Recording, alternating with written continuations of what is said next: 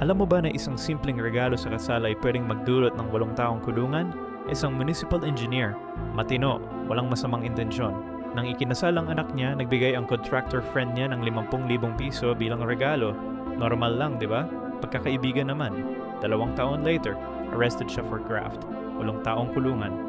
Perpetual disqualification sa lahat ng government position. Lahat ng retirement benefits na wala.